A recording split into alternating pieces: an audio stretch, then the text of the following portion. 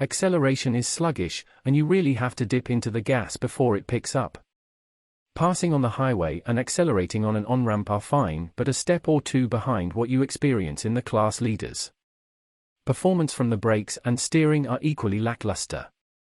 Emergency braking distances are also longer than average. The ILX improves when experienced at a higher pace, with relatively agile handling. There's a moderate amount of body roll, but the ILX works with it and feels mostly composed. Better tires could go a long way since the standard all-season rubber doesn't match what the ILX feels like it could deliver. The dual-clutch transmission is a high point, with quick, smooth shifts and none of the low-speed lurching you'll find in less refined transmissions. Comfort. The 6th of May 10. How comfortable is the ILX? The ILX doesn't meet our standards for how comfortable a luxury car should be. The driver's seat is comfortable enough, with decent bolstering and soft cushions, but it lacks the same level of adjustment you'll find in competitors. The cushions only go so far to smooth out the ILX's less than stellar ride. It feels a bit too firm all the time. While that quality helps the car feel sporty and nimble, it also means the ILX crashes over bumps. The cabin is also just too loud. The idle is rough, and the buzzy engine's exhaust note never goes away. There's also a good bit of wind and road noise, especially at highway speeds. You just don't get the same level of isolation you do in other cars in this class. Interior. The 6th of May 10. How's the interior? Acura's two-screen infotainment system is disappointing. It's unclear what information gets sent to which display without pulling out the menu, and Android Auto and Apple CarPlay appear on the top non-touchscreen display. The menus aren't intuitive to navigate, and overall it's several steps behind the class leaders. Controls not linked to the infotainment system are much better. They're easy to read and reach, and most major systems have dedicated buttons. The relatively roomy interior is let down by a driver's seat that won't go down far enough. On more than one occasion, one of our test drivers hit his head on the roof when driving over large bumps. Otherwise, there is ample legroom and shoulder room, and backseat passengers won't feel confined or compressed. The view out of the ILX is also fine, with large windows and relatively thin windshield pillars. Technology 6.0 of 10. How's the tech? The ILX is way behind the times in terms of tech.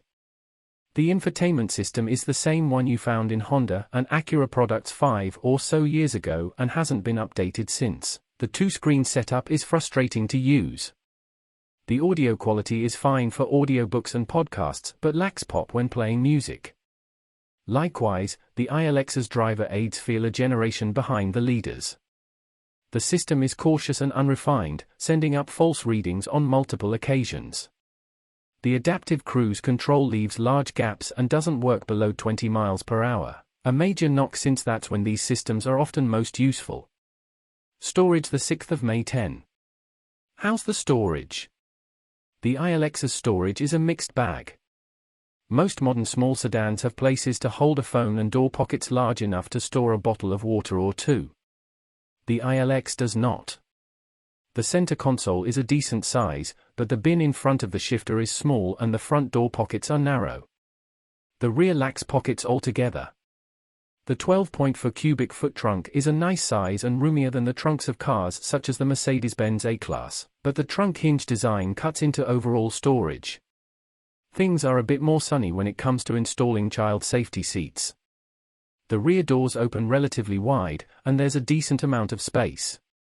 Larger rear-facing seats might be a tight fit, but that's not unusual for vehicles in this class. The outboard rear seats both have car seat anchors that are relatively easy to access. Fuel economy. The 8th of May 10. How's the fuel economy? The EPA estimates the Acura ILX gets 28 miles per gallon in combined city or highway driving. We managed an impressive 33.3 miles per gallon on our evaluation route. That's as good as or better than just about every other entry-level luxury sedan. Value. 8.0 of 10. Is the ILX a good value? The ILX is priced significantly less than its rivals. It's not lacking features either. There's also a decent suite of standard driver aids such as adaptive cruise control and lane keeping assist. It isn't quite as premium as other luxury sedans in interior quality, but it's a step up from what you'll find in most cars at this price point. The warranty coverage is typical.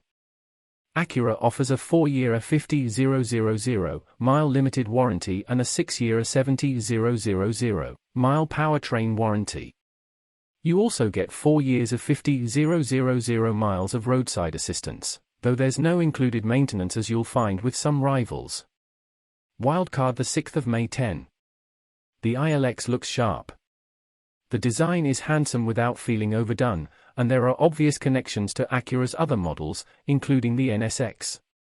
The interior too looks pretty good, though it's not quite as good looking as the exterior. Unfortunately, it's not quite as good to drive as it looks. The ILX shares some mechanical bits with the old Honda Civic Si, including the 201 horsepower 2.4-liter engine. The issue is that the power is all at the top end, so you really have to work to get peak performance. And while the chassis feels pretty nimble, the lifeless steering dampens much of the fun. Which ILX does Edmunds recommend? We recommend the optional premium package for any ILX. The base ILX doesn't get smartphone connectivity via Apple CarPlay or Android Auto, but the premium package adds that functionality. It also gets sport front seats, an upgraded stereo, a blind spot monitoring system and rear cross traffic alert, features that are missing from the base ILX. Acura ILX models.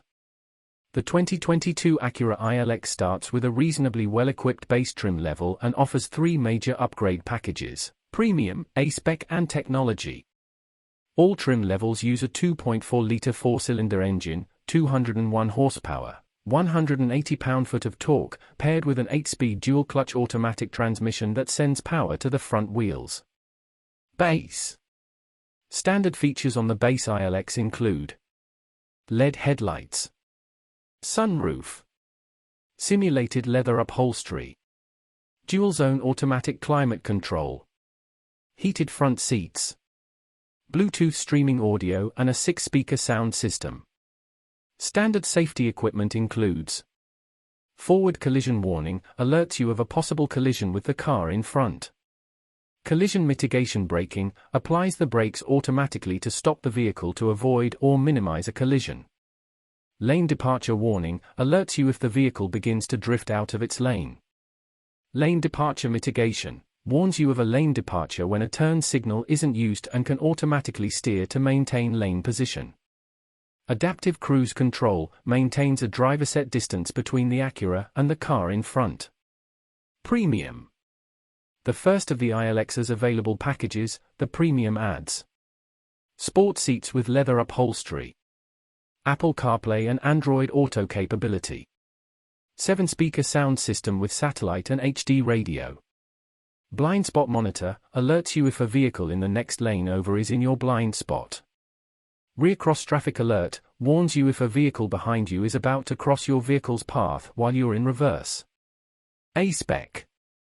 Gives the ILX a bit of cosmetic flair by adding 18-inch wheels and high-performance tires, LED fog lights, unique front grille and black bumper accents, rear spoiler, exclusive paint color options, perforated leather upholstery and contrasting interior stitching, stainless steel sport pedals. Technology. Has the features from the Premium and A-Spec, plus navigation, 10-speaker sound system, Acura's connected services. The 2019 Bic Cascadia has sharp looks and rides on massive 20-inch wheels, but it's fundamentally an outclassed vehicle that is down in comfort, performance and efficiency compared to other 4-seat convertible models. At a rated 200 horsepower and 207 pound-feet of torque, the Cascadia's turbocharged 1.6-liter 4-cylinder engine makes good power. But its 6-speed automatic transmission is sluggish to shift, and the car is heavy. The combination results in tepid acceleration. To keep up with traffic, you'll always be on the gas, which also hurts its efficiency. It's a disappointing experience on the inside, too. While the Cascadia's infotainment system comes with navigation and a 4G LTE connection, and is compatible with Siri Eyes Free, its center console is button-laden. And it doesn't feature Apple CarPlay or Android Auto like other big models. If you're dead set on the looks or the price, the Cascadia isn't necessarily a bad car. But there are other convertibles, such as the BMW 2 Series convertible, Ford Mustang and Mini Cooper convertible, that are more modern and offer higher efficiency, better handling, and more technology for similar, or not much more, money. Edmunds Expert Rating 5.6 out of 10. The 2019 BIC Cascadia is a 4-seat convertible that tries to be both practical and comfortable. Unfortunately, it comes up short on technology and performance. Overall, you'll likely be happier with a rival convertible. Trim tested. Each vehicle typically comes in multiple versions that are fundamentally similar. The ratings in this review are based on our full test of the BIC Cascadia Sport Touring Red Sport Turbo 1.6L inline for 6-speed automatic FWD. Driving 5.5. It's heavy, underpowered, and saddled with an indecisive transmission. As such, the Cascadia is slow, and the numb steering and poor handling don't inspire confidence. The brake pedal feel is a high point, but poor braking performance undermines that. This car is clearly designed for cruising. Acceleration 5.0. The engine is lackadaisical until it's high in the RPM range, where it sadly sounds unhappy. The transmission is too eager to change gears, making gas pedal modulation more difficult than it should be. Our tested 0 to 60 miles per hour time of 9.1 seconds makes the Cascadia one of the slower cars on the road. Braking 7.0. The firm and responsive brake pedal offers a good amount of feedback and is undoubtedly the Cascadia's strongest dynamic feature. The car remains stable, even during panic stops.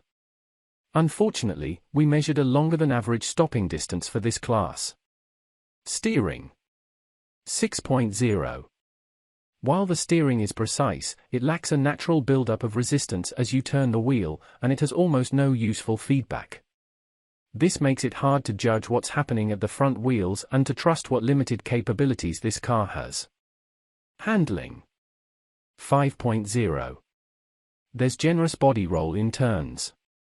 The Cascadia's SUV-like 4,000-pound curb weight coupled with its other dynamic shortcomings conspire to make this a car that is neither capable nor confidence-inspiring. It approaches its limits rapidly and with little warning. Drivability 5.5. Even on flat roads, the transmission is almost always hunting, grabbing a higher gear the moment you ease up, then downshifting when you ask for even a little bit of power. It's also difficult to judge where the corners of the car are, which makes maneuvering in tight spaces a challenge. Comfort 7.0. The Cascadia's top does a good job of insulating the cabin, and the seats accommodate a range of body types, though they start to wear on long drives. The ride quality is also poor, especially at the price. We appreciate that the climate control relies on buttons, but the layout isn't very intuitive.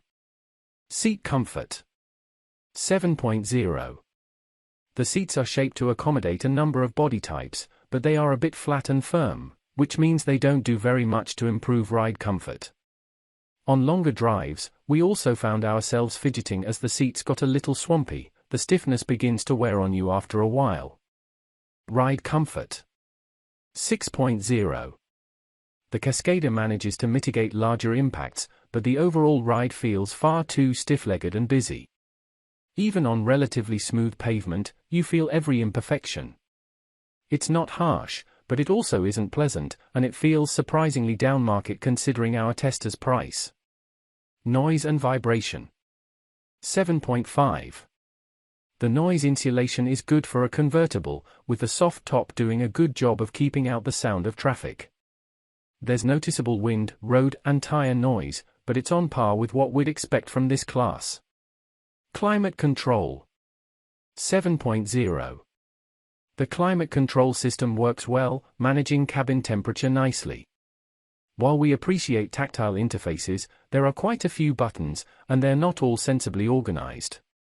There is a learning curve, but once you get the hang of it, it's a straightforward system. Interior 6.0. We appreciate the comfortable seating position and well-insulated soft top, but many of the controls are illogically organized, and the touchscreen is outdated and difficult to reach.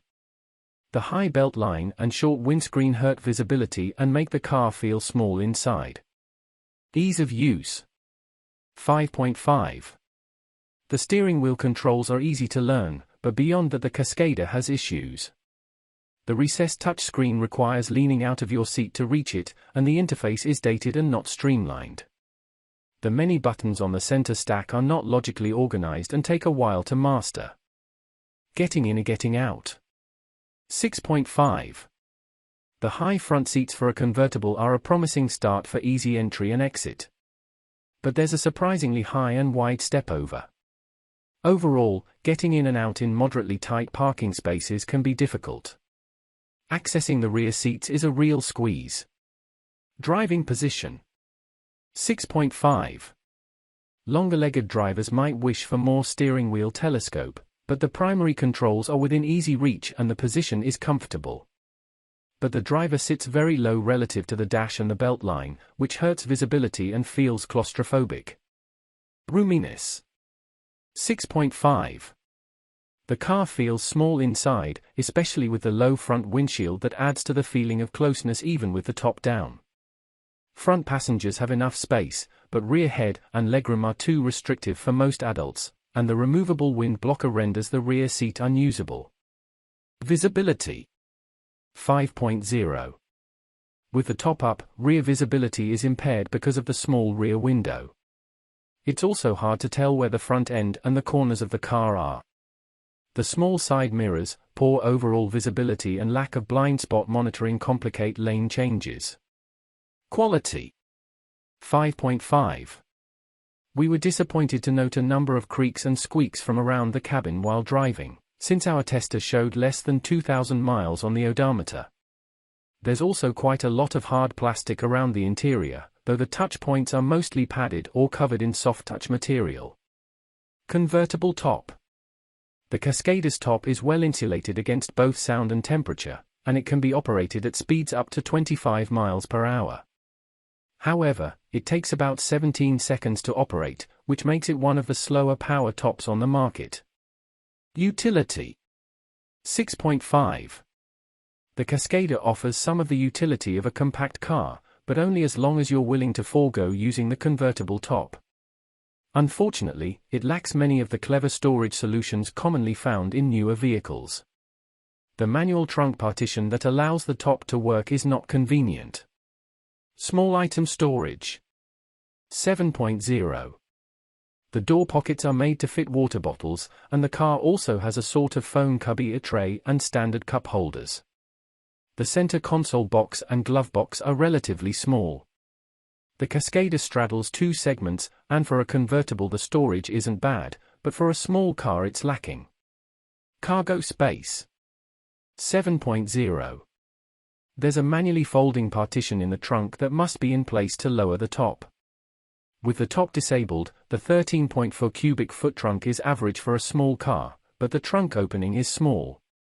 With the partition in place, the usable cargo space drops to about average for a small convertible. Child safety seat accommodation. 6.0. The rear outboard seats offer latch anchors, but access is difficult because the front seats don't leave much space and have a tendency to move back if not held in place. With the top up, situating a child seat would require some contortions, but it's possible. Technology. 5.0. The Cascadia's technology is notably outdated, with a clunky navigation interface, poor smartphone integration and frustrating voice controls. It also lacks most of the driver aids that are common in cars at its price point. Audio and navigation. 6.0. The sound quality is okay for a premium vehicle but nothing more. The navigation system has quite a few features, but using them is an exercise in patience. Voice commands can be hit or miss, and using the screen interface isn't a straightforward process. The system looks and feels dated. Smartphone integration. 4.0. The Cascadia has Bluetooth but doesn't support Apple CarPlay or Android Auto. With only one USB port, charging and USB music options are limited, and the USB interface is poorly optimized. The audio system switches to USB anytime a device is plugged in, a minor but persistent irritation. Driver aids. 5.0. The Cascader has forward collision alert and some very loud forward and rear proximity sensors, but no driver aids or active safety features beyond that. There is a rear view camera, but it's low to the ground and presents an awkward and low-resolution view. At this price, we expect more. Voice control. 5.0. The voice controls are very particular about phrasing and procedure, which can make them frustrating to work through. There are spoken prompts, but no on-screen guide. In fact, the voice system prompts you to check the manual for a full list of commands. It's another system that feels outdated. Which Cascader does Edmunds recommend? 4-seat convertibles are pricey affairs, so opt for the Cascader 1 SV, its base trim. You're only losing out on fancy trim and colors, but you get the same powertrain, flashy 20-inch wheels, navigation system, and advanced driver assist systems. This makes it one of the best-equipped convertibles for the segment. 2019 BIC Cascader models. The 2019 BIC Cascader convertible is offered in 3 trim levels: Base, 1SV, Premium and Sport Touring. All trims come with largely the same equipment, with the Premium receiving a handful of upgrades and the Sport Touring primarily incorporating an appearance package. Powering all versions is a turbocharged 1.6-litre 4-cylinder engine that produces 200 horsepower and 207 pound-feet of torque. It drives the front wheels through a 6-speed automatic transmission. Standard equipment for the base Cascader includes 20-inch alloy wheels, a power-operated convertible soft top, adaptive xenon headlights, LED daytime running lights and tail lights, heated mirrors, rear parking sensors and remote engine start. Inside, you'll find dual-zone automatic climate control, leather upholstery, power-adjustable and heated front seats, 50/50th split folding rear seats, a heated tilt and telescoping steering wheel, a 7-inch touchscreen display, voice controls, a rear-view camera, OnStar with 4G LTE and a Wi-Fi hotspot, and a 7-speaker sound system with a CD player, satellite radio and a USB media interface. The Cascader Premium adds fog lights, automatic wipers, automatic headlights, forward collision warning, lane departure warning, front and rear parking sensors, air deflectors for the front and rear seats, and a navigation system. Step up to the new Sport Touring trim and you get a unique paint color and distinctive alloy wheels, special black interior trim and a flat-bottom steering wheel. 2020 BIC Regal TourX Review. Overview. If you're not attached to the high seating position of a crossover SUV but you like the idea of having SUV-like cargo space, in other words, if you're a little eccentric, then you'll probably love the 2020 BIC Regal TourX. It, too, is a little eccentric. The TourX's biggest strength is the massive size of its cargo hold. It outsizes what you get from a lot of SUVs as well as European luxury wagons such as the Mercedes-Benz E-Class. Other advantages include affordable pricing and a modest but classy interior design. With standard all-wheel drive, BIC's Regal TourX is a great all-weather vehicle. But if your driving requires even moderate off-road use, the TourX isn't the best choice. It's slightly lifted, but taking on a smooth dirt road is probably the extent of its off-road capability. And though its cargo space is massive, space for passengers is only on par with most mid-size sedans. The Subaru Outback is the obvious rival to the TourX. The fully redesigned 2020 model is more capable off-road than the Regal, and it offers a new, more powerful turbocharged engine. We prefer the Outback to the Regal with all aspects considered, but the Regal is still worth checking out, especially if you can get a great deal. Edmunds Expert Rating. Performance. The 7th of May 10. How does the Regal TourX drive? If you're considering the TourX as an SUV alternative because you want car-like handling with SUV-like cargo space, you're in luck. A lower stance aids this BIC's ability to hustle around corners, as does an advanced all-wheel drive system. The trade-off for its minimal off-road ability is controlled and secure handling. In Edmunds testing, our test vehicle covered 0 to 60 miles per hour in 6.8 seconds, which is a respectable time. The Tourex comes standard with all-wheel drive and can handle some slippery roads, but it's no substitute for more rugged wagons such as the Subaru Outback or even the smaller Volkswagen Alltrack or Audi A4 Allroad. Leave the dirt trails to the others, the Tourex belongs on pavement. Comfort. The 7th of May 10. How comfortable is the Regal Tourex? Don't think this is the floaty big sedan your grandma drove, because it's not. It's smaller and comes with a much more controlled freeway ride. There's nothing harsh about it, though. The ride and handling balance is perfectly matched for its intended use. As for seat comfort, the seat cushions are a bit narrow and best for those with slimmer figures. The shape of the seats themselves is okay, but larger bodies will wish for something wider. On the highway, the car suppresses tire and road noise in classic BIC fashion, but the factory-issued roof racks contribute more wind noise than you'd expect. It's a small trade-off given the utility of the racks, and it's hardly a deal-breaker, but it's slightly out of character for the brand's trademark cabin hush. Interior. The 7th of May 10. How's the interior? The Toux's clean dash is attractive, but it means that much of the car's secondary control functions are hidden in the touchscreen submenus. There are dedicated buttons for ventilation and basic audio system management, but going deeper than that means using the screen. Getting in and out is easy for front passengers, but rear seat occupants will have to duck to miss the tapering roofline when climbing in. There's decent head and legroom in the front and rear, but the Tourex feels a bit narrow in the seats and armrests. It's not claustrophobic, but it's not as airy as you'd expect for a BIC. Technology. The 7th of May 10. How's the tech? Apple CarPlay and Android Auto are standard across the Tourex line, and they integrate into either a 7-inch or an 8-inch touchscreen. A Wi-Fi hotspot is also standard. Though the Toux's tech features aren't lacking, they are operated through GM's now dated interface, which falls short of the speed and resolution of the best systems. Also available is a Bose audio system with a subwoofer mounted in the spare tire well, though we don't think its sound quality is anything special. 3 USB ports, 2 for charging only, are on hand for your devices.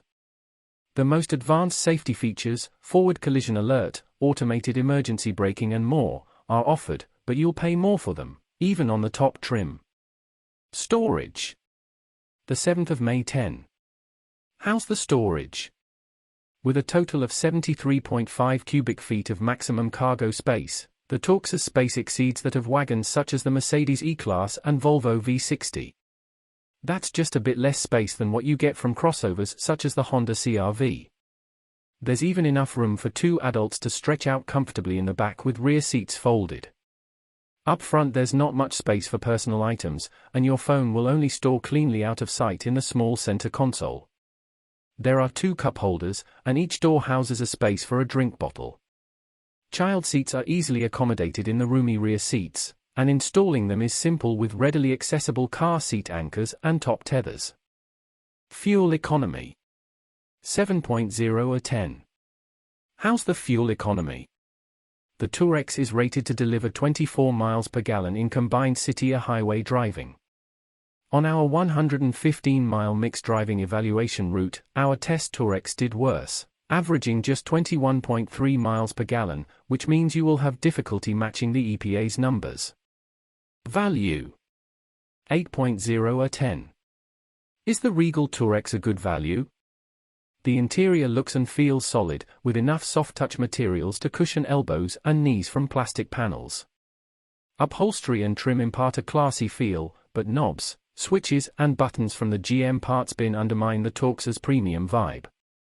Pricing can be a draw, however. The Tourex costs less than its nearest European competitors and about the same as its Subaru Outback rival. Wildcard. 8.0 or 10. The Tourex is a nice reminder of why wagons still matter. Its voluminous space and utility and low center of gravity make it an ideal alternative to the crossover crowd. Which Regal Tourex does Edmunds recommend? Picking a Regal Tourex is pretty easy. Of the 3 available trim levels, the preferred trim makes sense for most people. 2020 BIC Regal Tourex models.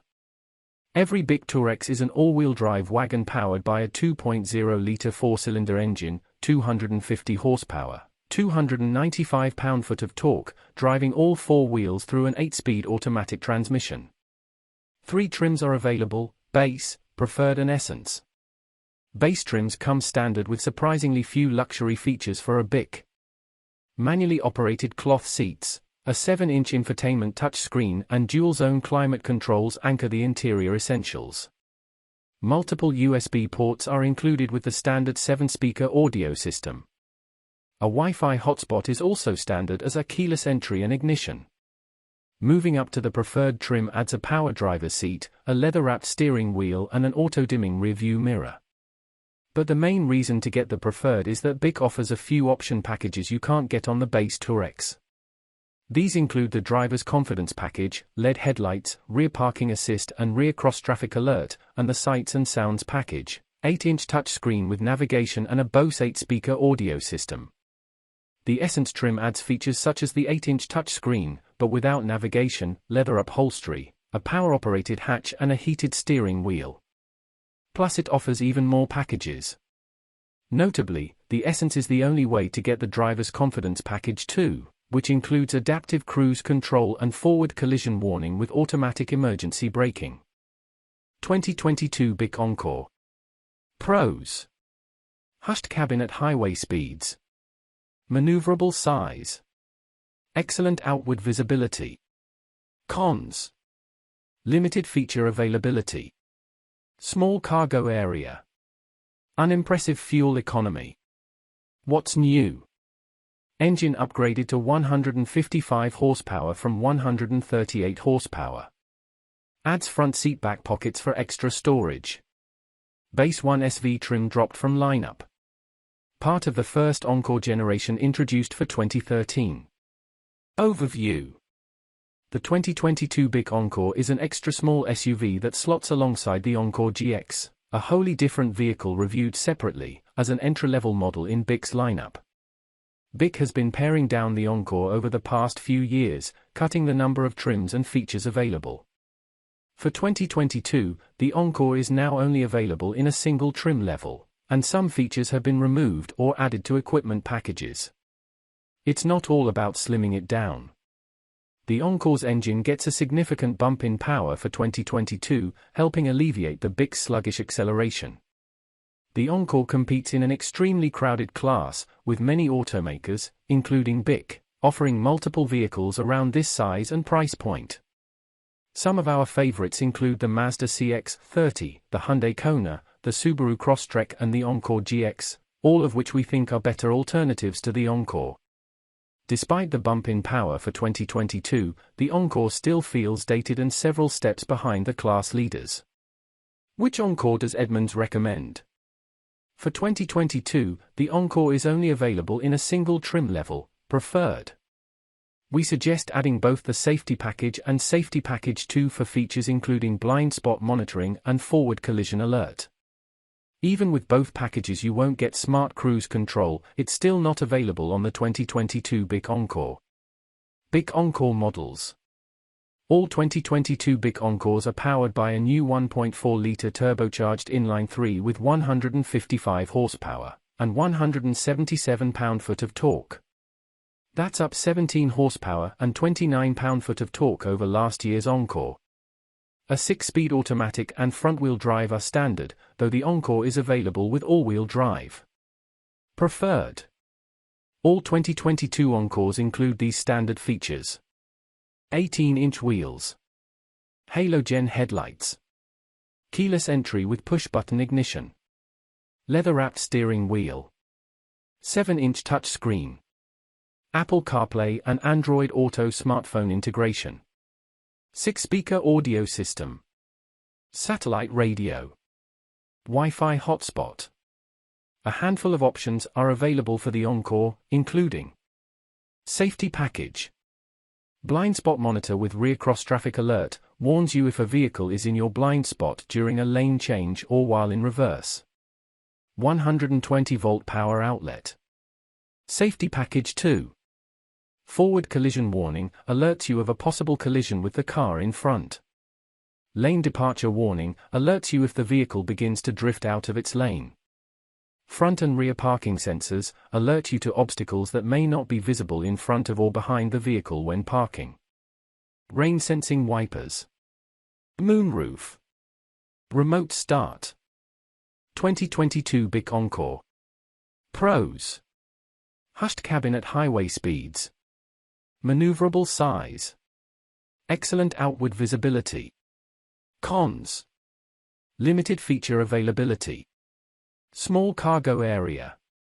Unimpressive fuel economy. What's new? Engine upgraded to 155 horsepower from 138 horsepower. Adds front seat back pockets for extra storage. Base 1 SV trim dropped from lineup. Part of the first Encore generation introduced for 2013. Overview. The 2022 Bic Encore is an extra small SUV that slots alongside the Encore GX, a wholly different vehicle reviewed separately, as an entry-level model in Bic's lineup. Bic has been paring down the Encore over the past few years, cutting the number of trims and features available. For 2022, the Encore is now only available in a single trim level, and some features have been removed or added to equipment packages. It's not all about slimming it down. The Encore's engine gets a significant bump in power for 2022, helping alleviate the Bic's sluggish acceleration. The Encore competes in an extremely crowded class, with many automakers, including Bic, offering multiple vehicles around this size and price point. Some of our favorites include the Mazda CX-30, the Hyundai Kona, the Subaru Crosstrek and the Encore GX, all of which we think are better alternatives to the Encore. Despite the bump in power for 2022, the Encore still feels dated and several steps behind the class leaders. Which Encore does Edmunds recommend? For 2022, the Encore is only available in a single trim level, Preferred. We suggest adding both the Safety Package and Safety Package 2 for features including blind spot monitoring and forward collision alert. Even with both packages you won't get smart cruise control, it's still not available on the 2022 Bic Encore. Bic Encore models. All 2022 Bic Encores are powered by a new 1.4-litre turbocharged inline-3 with 155 horsepower and 177 pound-foot of torque. That's up 17 horsepower and 29 pound-foot of torque over last year's Encore. A 6-speed automatic and front-wheel drive are standard, though the Encore is available with all-wheel drive. Preferred. All 2022 Encores include these standard features. 18-inch wheels. Halogen headlights. Keyless entry with push-button ignition. Leather-wrapped steering wheel. 7-inch touchscreen. Apple CarPlay and Android Auto smartphone integration. 6-speaker audio system. Satellite radio. Wi-Fi hotspot. A handful of options are available for the Encore, including Safety Package. Blind spot monitor with rear cross-traffic alert, warns you if a vehicle is in your blind spot during a lane change or while in reverse. 120-volt power outlet. Safety Package 2. Forward collision warning, alerts you of a possible collision with the car in front. Lane departure warning, alerts you if the vehicle begins to drift out of its lane. Front and rear parking sensors, alert you to obstacles that may not be visible in front of or behind the vehicle when parking. Rain sensing wipers. Moonroof. Remote start. 2022 Bic Encore. Pros. Hushed cabin at highway speeds. Maneuverable size. Excellent outward visibility. Cons. Limited feature availability. Small cargo area. Unimpressive fuel economy. What's new? Engine upgraded to 155 horsepower from 138 horsepower. Adds front seat back pockets for extra storage.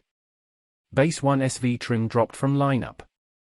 Part of the first Encore generation introduced for 2013. Overview.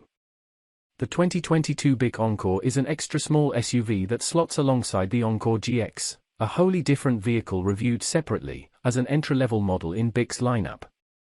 BIC has been paring down the Encore over the past few years, cutting the number of trims and features available. For 2022, the Encore is now only available in a single trim level, and some features have been removed or added to equipment packages. It's not all about slimming it down. The Encore's engine gets a significant bump in power for 2022, helping alleviate the BIC's sluggish acceleration. The Encore competes in an extremely crowded class, with many automakers, including BIC, offering multiple vehicles around this size and price point. Some of our favorites include the Mazda CX-30, the Hyundai Kona, the Subaru Crosstrek and the Encore GX, all of which we think are better alternatives to the Encore. Despite the bump in power for 2022, the Encore still feels dated and several steps behind the class leaders. Which Encore does Edmunds recommend? For 2022, the Encore is only available in a single trim level, Preferred. We suggest adding both the Safety Package and Safety Package 2 for features including blind spot monitoring and forward collision alert. Even with both packages you won't get Smart Cruise Control, it's still not available on the 2022 BIC Encore. BIC Encore models. All 2022 BIC Encores are powered by a new 1.4-litre turbocharged inline-3 with 155 horsepower and 177 pound-foot of torque. That's up 17 horsepower and 29 pound-foot of torque over last year's Encore. A 6-speed automatic and front-wheel drive are standard, though the Encore is available with all-wheel drive. Preferred. All 2022 Encores include these standard features. 18-inch wheels. Halogen headlights. Keyless entry with push-button ignition. Leather-wrapped steering wheel. 7-inch touchscreen. Apple CarPlay and Android Auto smartphone integration. 6-speaker audio system. Satellite radio. Wi-Fi hotspot. A handful of options are available for the Encore, including Safety Package. Blind spot monitor with rear cross-traffic alert, warns you if a vehicle is in your blind spot during a lane change or while in reverse. 120-volt power outlet. Safety Package 2. Forward collision warning, alerts you of a possible collision with the car in front. Lane departure warning, alerts you if the vehicle begins to drift out of its lane. Front and rear parking sensors, alert you to obstacles that may not be visible in front of or behind the vehicle when parking. Rain sensing wipers. Moonroof. Remote start. 2019 BIC Lacrosse Review. The 2019 BIC Lacrosse carries over the significant changes that took place back in 2017, and a powertrain update in 2018, as part of the brand's plan to reinvigorate and claw back to its position in the luxury segment. And we like what we're seeing. Rather than a hyper-stylized version of a coupe or a sports sedan that does neither very well, BIC has rightly chosen to make a comfortable, efficient and traditional car. The interior is roomy and comfortable, and the seats feature a wide range of adjustability that is perfect for long stints. BIC's easy-to-use touchscreen infotainment system is compatible with both Apple and Android products to help melt away the miles. The standard e-assist powertrain features a mild hybrid system, a small electric motor paired to the 4-cylinder engine that allows for unobtrusive stop-starts, and a little nudge to help get the car off the line. The larger V6 engine, standard in the new Sport Touring model, provides smooth power at the expense of the e-assist's economy. While all models come as front-wheel drive, all-wheel drive is available in the top trim models. Power and handling aren't the Lacrosse's forte. The heavy sedan drives well enough going straight down the road and has good steering feel, but any dynamic maneuvers will leave the tires squealing in most trim levels. Ride quality and noise are also surprisingly disappointing. Things improve considerably with the dynamic drive package, but that's only available on the priciest trim levels. Still, there's no denying that some buyers don't want to get beat up with stiff suspension and confusingly complex technology. For them, the BIC Lacrosse should be appealing. Otherwise, this big BIC leaves a lot to be desired relative to its competitors. Edmunds Expert Rating 6.3/10. The Lacrosse falls short of top-tier mainstream sedans, providing less in the way of performance and luxury than we'd expect, and the e-assist system feels like a missed opportunity. In straddling price points, the LaCrosse has compromised in too many places to be a competitive luxury alternative. Trim tested. Each vehicle typically comes in multiple versions that are fundamentally similar. The ratings in this review are based on our full test of the BIC LaCrosse Premium e-Assist 2.5L inline for 6-speed automatic FWD. Driving. 6.0. The LaCrosse with e-Assist is a thoroughly unhurried car. Shifts are smooth, and the steering has good on-center feel, making for an easy freeway cruiser. But the mild hybrid engine feels overtaxed, and the body wallows through corners while its tires protest at even moderate requests for performance. Acceleration. 5.0. The LaCrosse accelerates smoothly, but the relaxed throttle requires deliberate input to find a hint of urgency. When the engine is pressed, it sounds strained. Passing maneuvers require lots of room. Our tested 0 to 60 miles per hour time of 8.3 seconds is slow for the class. Optional V6 is much more competitive. Braking. 8.0. The pedal effort is linear, if a bit soft, and braking force is easy to regulate. There's no noticeable regenerative action, making for very smooth stops. We measured a panic stop distance from 60 miles per hour of 119 feet, which is good for a car like this, and the car is stable under hard braking. Steering. 6.5. The on-center feel is very good, making freeway driving easy, and steering resistance builds through turns, going from very light to surprisingly heavy. However, there's no sense of what the front wheels are doing, and what feel there is seems rubbery and artificial. Handling. 5.0. The LaCrosse does fine in low-speed turns, but when pushed even a little it feels unsettled. The suspension never seems to settle fully, leading to wallowing body motion. The tires begin protesting audibly at even relatively low speeds. In short, the LaCrosse fails to inspire confidence. Drivability. 7.0. The no-defeat stop-start system is mostly unobtrusive. Shifts are generally smooth, except for the occasional harsh shift at low speed. Using the shift paddles results in unhurried responses. The LaCrosse is mostly inoffensive, but it feels large and heavy on the road. Comfort. 7.0. We'd hope for quiet and plush from the big BIC to match its relaxed driving characteristics. The seats are certainly a comfortable place to spend time. But the ride is busy, and there's disappointingly elevated noise at freeway speeds. Less expensive cars offer similar levels of refinement. Seat comfort. 8.0. The seats balance support and padding nicely, and strong heating and cooling help make these all-day comfortable. The seat cushion is a bit narrow, but since the bolsters are very flat, this won't impact comfort for most drivers. Of course, the seat does little to hold you in place. Ride comfort. 6.5. The suspension manages to smooth the edges off bumps. But there's pronounced bounce over larger bumps, and smaller imperfections make the car feel heavy-footed and jiggly. There's more going on than we expect from a car in this class, and it hurts the LaCrosse's luxury aspirations. Noise and vibration. 6.5. The windows do an excellent job of filtering out the sound of surrounding traffic, but there's lots of road noise over bumps and at freeway speeds. At speed, there's also excessive wind and tire noise, as well as extra engine noise when going up inclines. Climate control. 7.0. The dual-zone system works well left to its own devices, and the seat heaters and coolers are quite strong. However, only a few basic controls are button-based. Full manual control requires interacting with the touch screen, which may be an annoyance for some. Interior. 7.0. The interior aims for a midpoint between luxury and mainstream cars. But there's a lot of obvious plastic, and the interior space isn't as open or roomy as what rivals offer. The limited physical controls are easy to find and use, but many features require interacting with the touch screen. Ease of use. 6.5.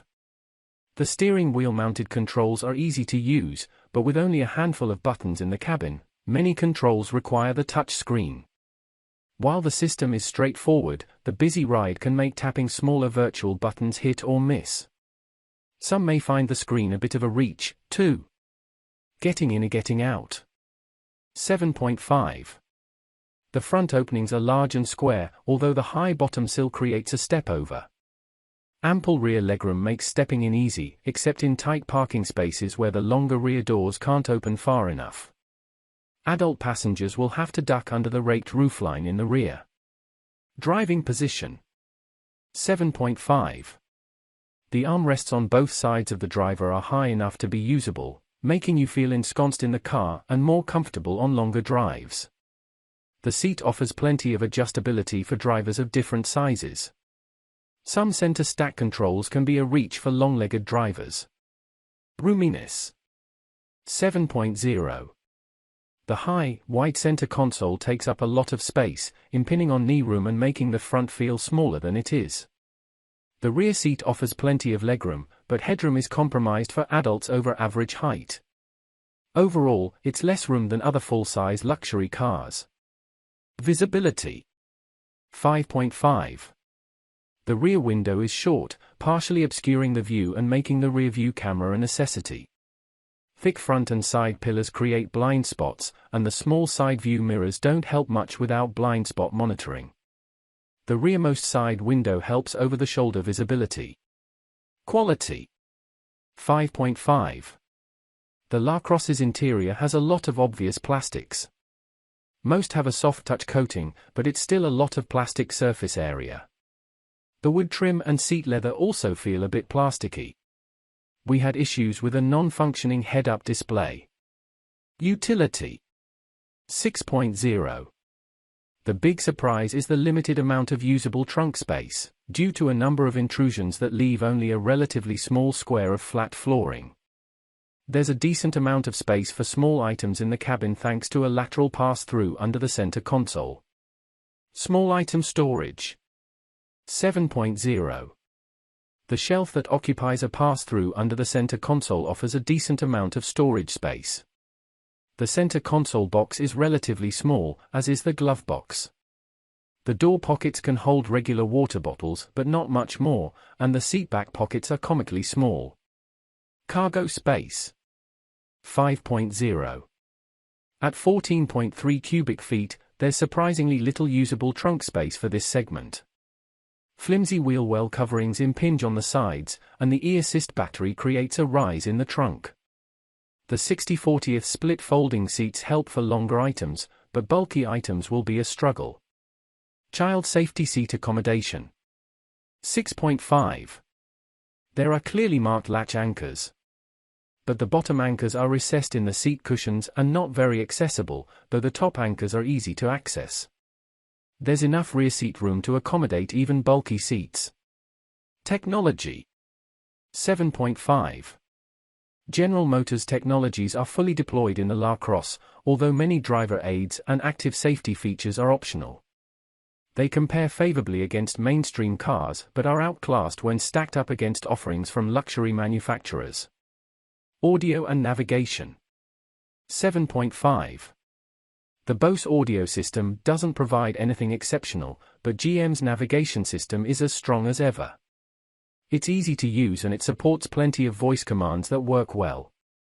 That said, when stacked up against those in luxury rivals, the system feels outdated and outclassed. Smartphone integration. 8.0.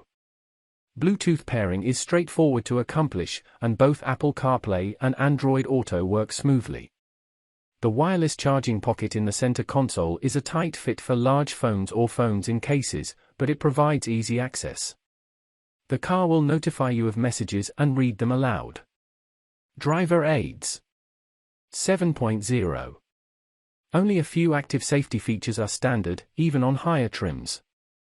Adaptive cruise works smoothly, albeit a bit conservatively. Lane keeping assist tends to overcorrect so the car ping-pongs between lane markers. It's not always easy to figure out what will set off the vibrating safety alert seat. Voice control. 7.0. Prompts are helpfully displayed on the touch screen, but there isn't as much functionality as with some competitive systems, especially in the luxury market, and phrasing has to be precise. The navigation system responds well to voice input and isn't overly prone to misunderstanding. Which Lacrosse does Edmunds recommend? If you can live with black or white paint and the e-assist engine's unremarkable power, the base model 1 SV actually comes with an abundance of appealing equipment. But this is more of a rental fleet special. Otherwise, look to the Essence since it adds several desirable extras such as heated leather seats while also offering the strong V6 engine.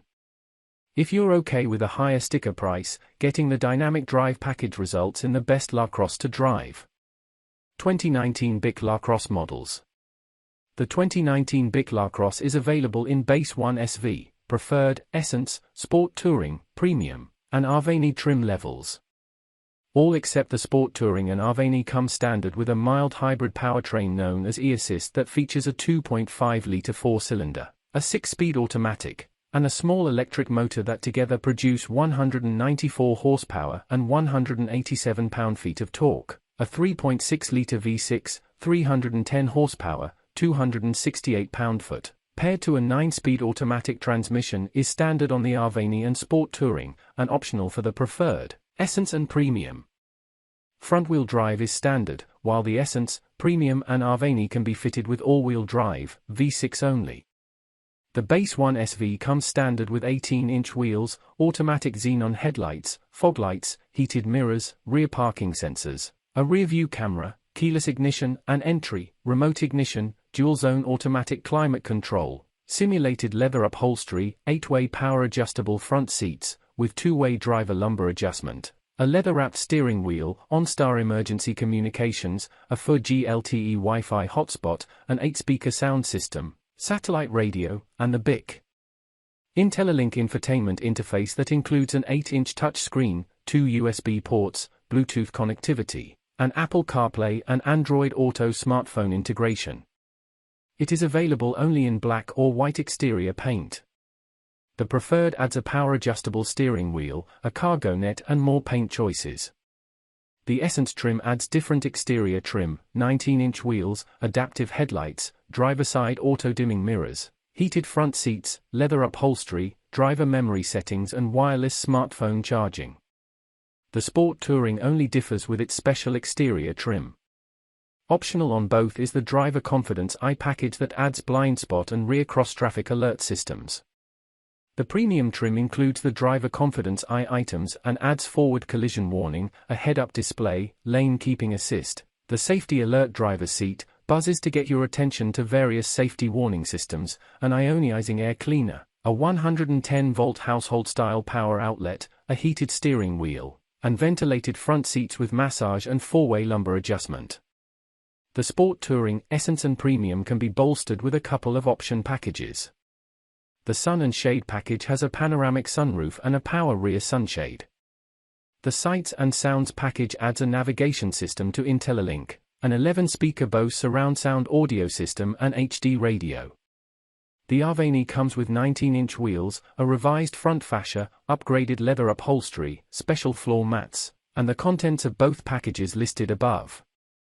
Optional for the Essence, Premium and Arvani models is the Dynamic Drive package, which equips the Lacrosse with 20-inch wheels, adaptive suspension dampers and, for front-wheel drive models, an upgraded front suspension design. You can also specify the Driver Confidence 2 package for the Premium and Arvani trims, which adds adaptive cruise control, forward automatic emergency braking that detects vehicles and pedestrians, and an automatic parking system.